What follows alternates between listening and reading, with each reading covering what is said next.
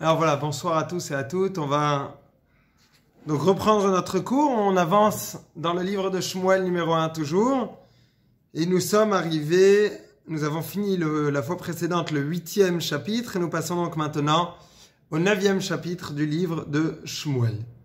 Alors, bien évidemment, avant de rentrer dans ce chapitre, je voudrais faire une petite introduction par rapport au sujet qui va être traité. On va faire la rencontre avec une personnalité extrêmement importante, fondamentale, qui va avoir un rôle central à l'intérieur de l'ensemble du livre de Shmuel, puisqu'il s'agit de la personne de Shaoul.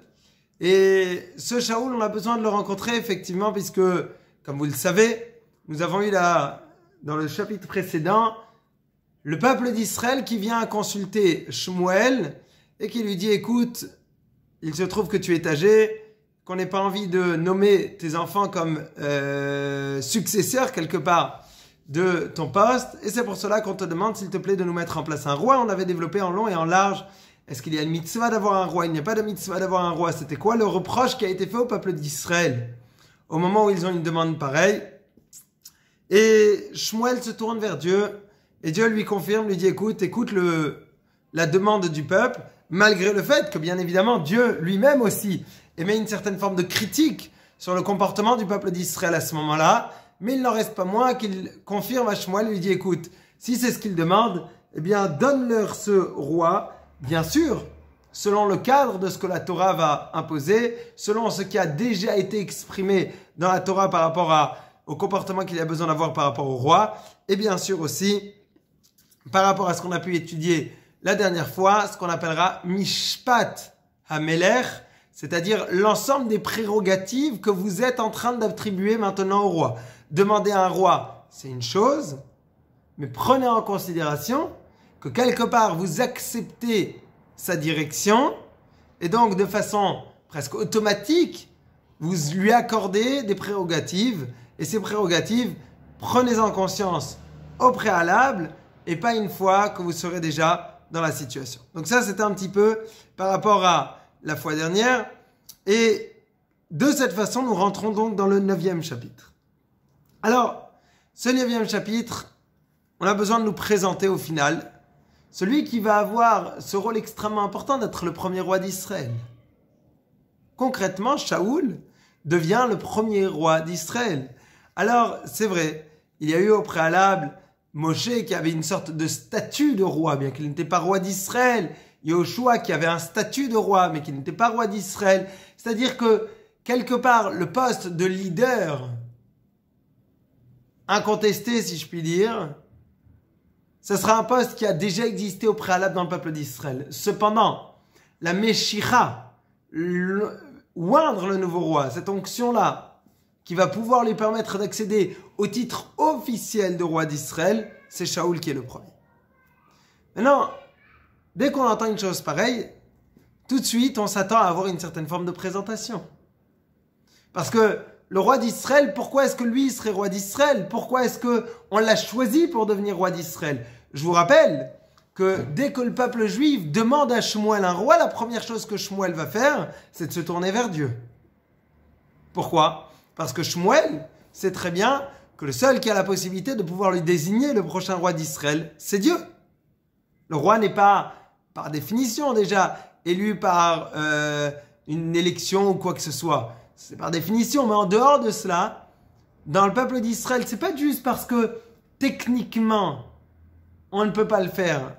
C'est parce que c'est Dieu qui a besoin d'avoir cette décision, puisque le roi n'est dans la Torah que le représentant de la présence de Dieu sur terre. Et donc c'est Dieu qui décide qui est son ambassadeur. Et là on va nous présenter donc Shaoul. Et nous dit le premier verset dans le 9e chapitre, donc Vaï ish mi bin Yamin, ushmo Kish, ben Aviel, ben Tzror, ben Bechorat, ben Afiach, ben ish Yemini, Gibor Echai. On dit il y avait quelqu'un qui venait donc de la région de Binyamin et qui était aussi descendant de Binyamin. Et on nous explique donc qu'il est fils de Kish, de Aviel, de Tzror, de Bechorat, de Afiach. On remonte, si vous comptez bien, 1, 2, 3, 4, 5 générations. Et après, on nous précise aussi de quelle tribu il vient. C'est-à-dire que la présentation de Shaoul est une présentation dans laquelle on va remonter loin dans son affiliation pour pouvoir nous le présenter. Et on précise, bien sûr, que en même temps qu'on nous annonce un petit peu quelle est sa famille, on nous fait une forme de précision en nous disant Gibor Chaïl, c'est quelqu'un de particulièrement fort, de puissant. Velo, Ayaben, Ushmo Shaoul Bachor Vetov, Ve'en Ish Mivne Israël, Tov Mimenu Mishichmo Vamala, Gavoa Mikola. Et donc, ce Kish dont on vient de parler, ce Kish en question, il a un fils, et ce fils, il s'appelle Shaoul, et là, on nous fait un descriptif de Shaoul, Bachour jeune, pas si jeune, puisqu'au moment où il va accéder à la royauté, il a quand même 59 ans, Tov, quelqu'un de bon, Enish Mibne Israël Tov Imenu, il fait partie, donc il n'y a pas mieux comme personne dans le peuple juif, Mishichmo Vavamala, il est largement au-dessus de la moyenne, Gavoa Mikolaam, quelque part dans son comportement au-dessus des autres. Point. Ces deux versets nous font la présentation totale de Shaoul. La preuve, pas besoin de ramener une preuve, mais concrètement, lisez vous-même le 3e verset. Vatovadna atonot lekish avi Shaoul, vayomer kish el Shaoul bno, kachna etra et achad min haneharim vekumlech bakesh et atonot. Les Shaoul, je m'excuse, Kish, le père de Shaoul, va perdre des ânesses. Donc, il fait divers quelque part. Il a perdu ses ânesses, bon, et on va envoyer Shaoul donc aller partir à la recherche des ânesses. Mais c'est-à-dire que la description de qui est ce Shaoul qu'on va maintenant rencontrer dans une histoire de recherche d'ânesses ou autre, c'est quelqu'un qu'on connaît déjà, qu'on a déjà présenté. Quand est-ce qu'on l'a présenté? Les 2 premiers versets. Les 2 premiers versets sont la définition totale de Shaoul. Alors, qu'est-ce que ces 2 premiers versets nous apprennent? Et qu'est-ce qu'on va pouvoir apprendre à travers cette définition, cette description que le texte est en train de nous faire? Je voudrais peut-être appuyer déjà sur le fait qu'on développe énormément l'ascendance de Shaoul. Il vient de telle personne, de telle personne, de telle personne, de telle personne. Parce que cette ascendance, elle est importante dans le peuple d'Israël. Parce que le peuple juif appuie justement sur ce concept de transmission et surtout sur cette idée de savoir que mes actions vont avoir un impact par la suite sur les prochaines générations. Je ne peux pas imaginer, selon la Torah, un comportement qui va être « moi je fais ce que je veux aujourd'hui, le reste on verra après ». Consommateur, ici et maintenant, et ça me suffira. La Torah, elle te dit non. Si j'ai besoin de te marquer l'ascendance de celui qui va devenir le premier roi d'Israël, c'est parce que va chercher dans son ascendance ceux qui ont eu cette démarche d'avoir la possibilité, à travers leur comportement, à travers leurs actions, d'inculquer cela à la génération suivante, qui va pouvoir me permettre de sortir quelqu'un qui s'appelle effectivement Shaoul. C'est-à-dire que lorsque j'insiste tellement dans le pasouk, en train de vouloir nous dire, regarde, il est fils et petit-fils de et arrière-petit-fils, c'est pas que parce que t'es petit-fils et fils de et ce que tu veux, que ça te donne un droit particulier, que ça te fait qu'automatiquement tu te sens au-dessus des autres. Absolument pas. Absolument pas. Mais tu as besoin de puiser dans ceux qui étaient avant toi ici pour pouvoir t'en inspirer, pour pouvoir prendre exemple et pour pouvoir surtout te dire que quelque part, chacune de tes actions va avoir de l'influence sur les générations qui vont suivre, de la même façon que les générations qui vont suivre ont de l'impact sur toi. Alors, vous devez savoir que lorsqu'on parle des grands-parents, on dit que Kish, c'était le fils de Aviel. Donc le grand-père de Shaoul, le père de Shaoul s'appelait Kish, le grand-père de Shaoul s'appelait Aviel. Intéressant. Sauf que quand on regarde d'autres endroits, parce que ce qui est intéressant dans le Nar, c'est qu'il y a certaines histoires qui sont racontées 2 fois. On va pouvoir les retrouver ailleurs. Et quand vous remontez ailleurs dans une histoire, il ne s'appelle plus Aviel, il s'appelle Ner. Traduction littérale, une bougie. Pourquoi est-ce qu'une fois il va s'appeler Aviel et pourquoi est-ce qu'une fois il s'appelle Ner? Parce qu'il a 2 prénoms. Qu'est-ce qu'on a envie de nous dire ici dans le Passouk? en train de vouloir nous dire d'un côté que le grand-père de Shaoul s'appelle Aviel et d'une fois, il s'appellera Ner. Eh bien, le texte du Yerushalmi, le Talmud de Jérusalem, va nous donner un éclairage par rapport à cela et je pense que l'éclairage, c'est justement le terme approprié dans cette situation. Vous allez comprendre tout de suite pourquoi. Shaoul a un grand-père et le grand-père, il a un rôle particulier, il a un travail en plus. Ce travail, c'est lui qui se l'est imposé, entre guillemets. Donc c'est sa bonne action, sa béa quotidienne. Effectivement, on nous dit que de nos jours, c'est difficile à imaginer parce que nous vivons dans un monde, alors certes, la période que nous vivons est une période qui remet en question beaucoup d'évidences.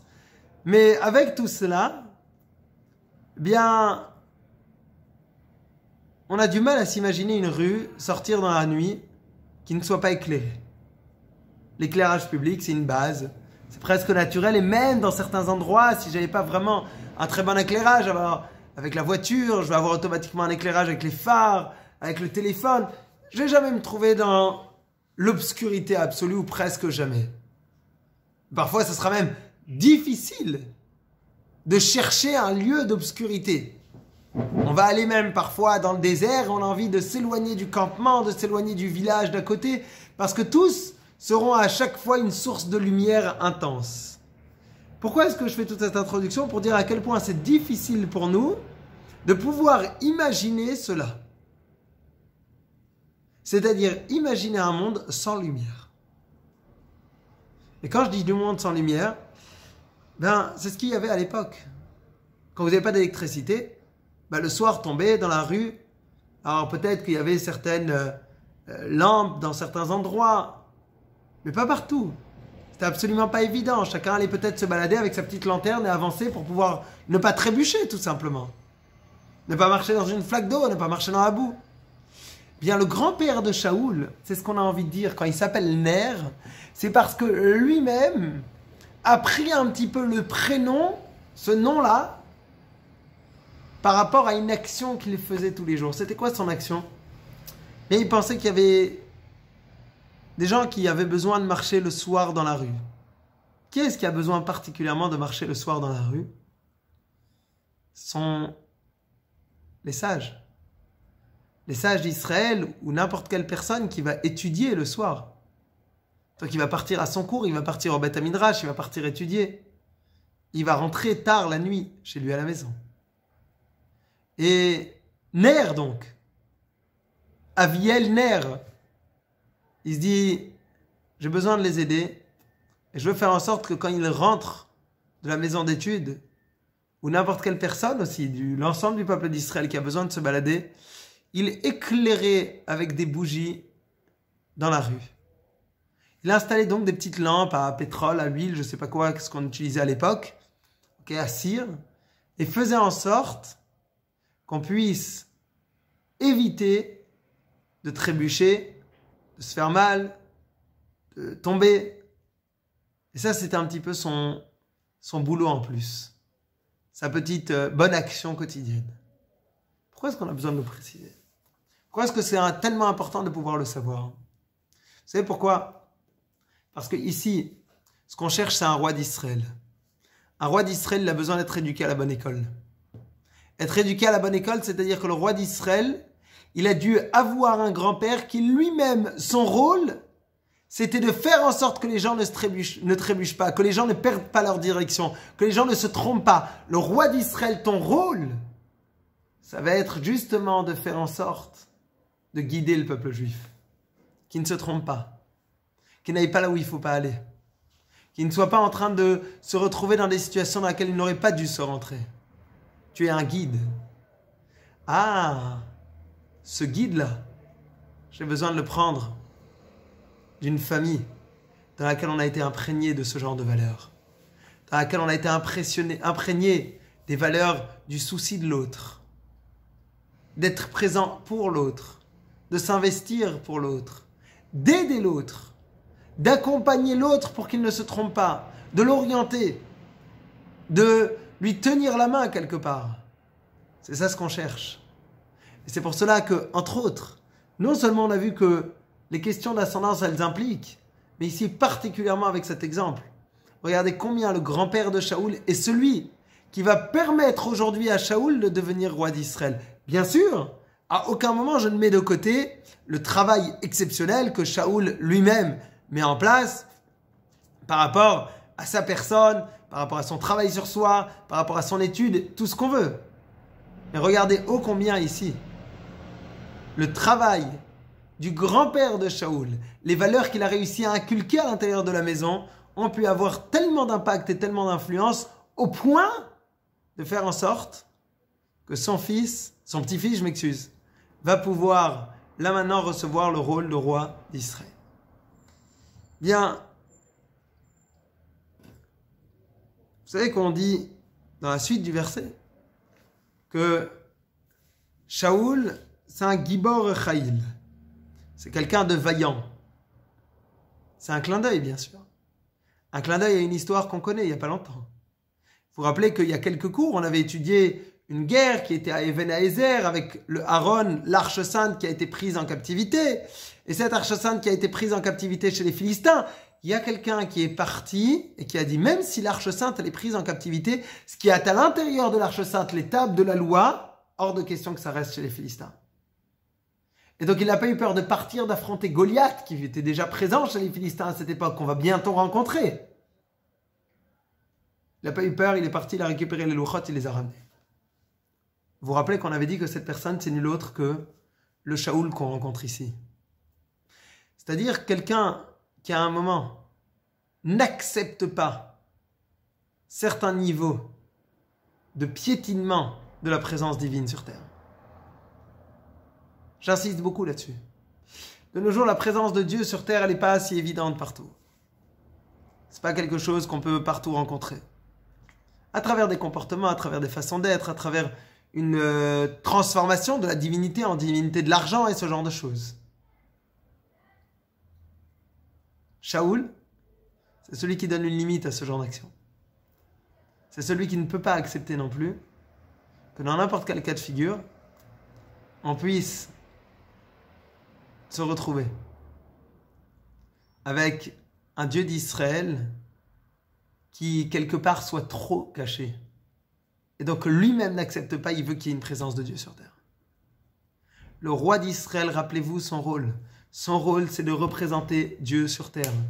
Et donc, encore une fois, le second test, et on le dit donc dans le descriptif très court, mais intense de Shaoul, c'est qu'il est Gibor Chaïl. Gibor Chaïl, c'est-à-dire que c'est quelqu'un qui, à un moment, sait affirmer les choses. Être ah non, tout le monde a raison, tout le monde il est beau, tout le monde il est gentil, c'est très beau pour les discours. Ça marche très bien quand on a envie de faire un grand débat et que chacun donne son opinion. Mais concrètement, ça ne peut pas marcher dans la vie. À un moment, il y a une opinion qu'il faut affirmer. Et Shaoul, il l'affirme. Gibor Chaïl, c'est justement ce comportement dans lequel j'affirme certaines choses et je n'ai pas peur de les affirmer. Pourquoi ? Parce que ça fait partie de mes valeurs de vie. Et puisque c'est mes valeurs de vie, donc je les exprime. On avance encore un petit peu. Et ce que je voudrais voir,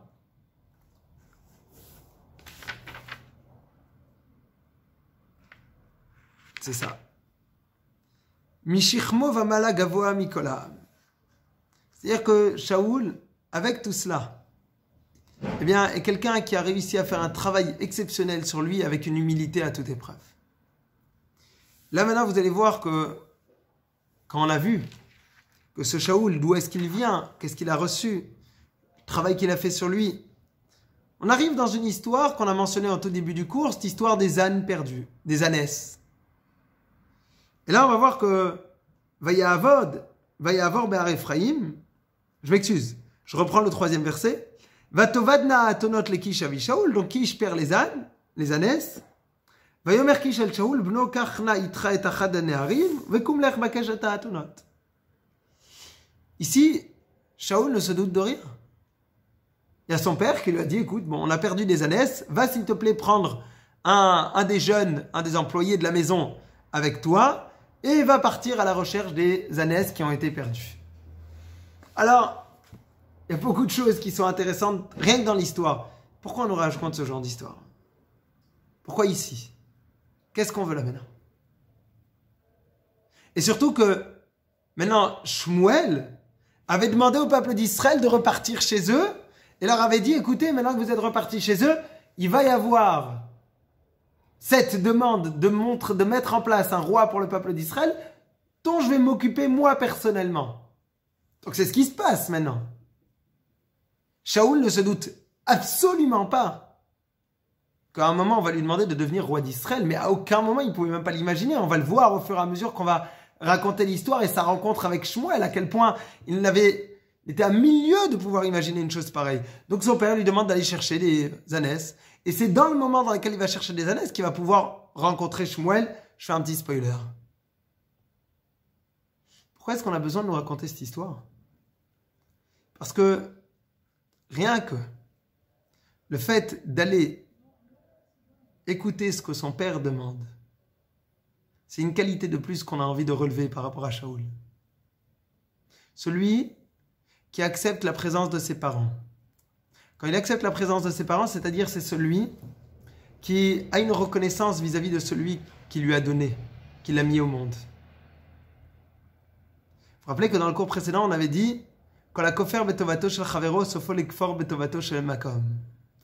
celui qui renie un bienfait que son ami aurait pu lui faire, au final, il va renier aussi le bienfait que Dieu lui fait.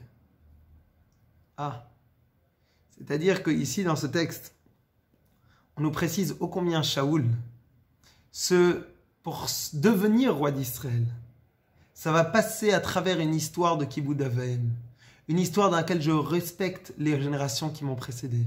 J'ai un sentiment de redevabilité vis-à-vis des générations qui m'ont précédé. J'ai ce sentiment dans lequel j'accepte une certaine forme de soumission vis-à-vis d'eux. C'est pour cela qu'on a envie de nous rappeler, dans la Torah à chaque fois presque, qu'on a l'ordre de Kabed et Avicha ve Imecha, il va de pair avec une autre mitzvah de la Torah, celle du Shabbat. Ishimo ve aviv tiraou ve shabtotai tishmaru. Ce qui nous dit, vous devrez craindre vos parents, respecter vos parents, ve shabtotai tishmaru. Dans les louchot, dans les tables de la loi, on va avoir aussi juxtaposé l'ordre de respecter nos parents et celui du Shabbat. Pourquoi? Parce que quelque part, le respect des parents, c'est celui qui m'emmène au Shabbat. Le Shabbat est celui qui m'emmène au respect du parent. Je ne pourrais pas trop développer l'idée. Mais le Shabbat, c'est quoi? C'est accepter qu'il y a un Dieu qui est à l'origine de tout. Respecter ses parents, c'est accepter qu'il y a des parents qui sont à l'origine de tout et je leur dois quelque chose. Ce devoir-là que j'ai vis-à-vis d'eux, c'est un devoir de reconnaissance et c'est le même devoir et travail de reconnaissance qu'on doit avoir vis-à-vis de nos parents et qu'on doit avoir vis-à-vis de Dieu. Celui qui arrive à prendre conscience combien il est redevable à ses parents qui, quand il était petit, combien ils se sont investis et donnés pour lui, eh bien c'est quelqu'un qui va avoir aussi ce sentiment de recherche profonde de redevabilité vis-à-vis de Dieu. C'est pour cela que c'est à travers cette histoire qu'on a envie de nous présenter quelque part Shaoul. Maintenant, il y a un deuxième point. Vous savez qu'il y a une paracha dans la Torah qui nous dit qui tirait chamor sonacha rovetz tachat maseu, ou bien qui tirait shor oivecha to'e baderech hashev teshivenulo. Lorsque tu verras l'âne de ton ami qui est en train de souffrir, lorsque tu verras le taureau de ton ami qui est perdu dans les champs, tu devras lui ramener.